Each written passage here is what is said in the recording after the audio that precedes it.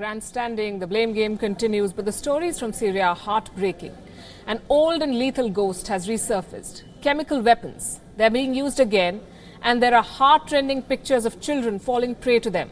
But what are chemical weapons and which side in Syria is using them? Chemical weapons, as the name suggests, contain chemicals strong enough to cause death, injury, temporary incapacitation and sensory irritation to human and other living beings.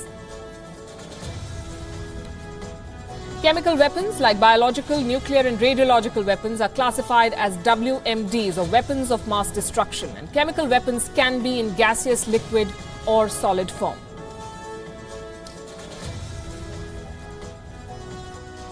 There are different kinds of chemical weapons. The most common ones are nerve gas, tear gas and pepper spray. Then there are the dangerous unitary chemical agents. These are effective on their own. They do not have to be mixed with other chemicals. Some of the more notorious ones are nerve agents and vesicants.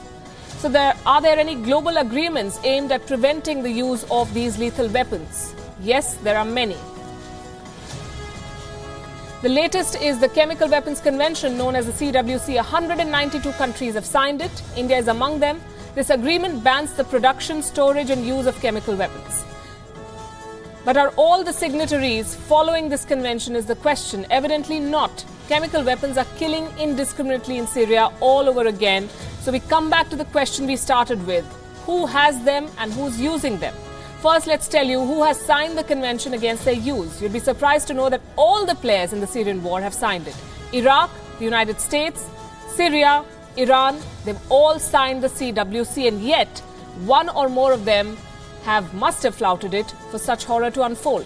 President Bashar al-Assad of Syria has been and continues to be regarded the main perpetrator, but he's backed by Tehran's Revolutionary Guard, as well as various Iran-backed Shiite militia. Other possible culprits include the anti-Assad Free Syrian Army, the Kurdish forces, the YPG they're called, the Syrian National Opposition and the Islamic State. They've not signed anything, they're not bound by anything.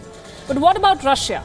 Russia did announce the destruction of the last of its chemical weapons in late 2017. So far, it has not been named as behind any of the many chemical strikes in Syria, but Russia, remember, backs the Iran-Assad alliance in this bloody mess. So we ask, must not Russia share part, if not all, the blame for this devastation?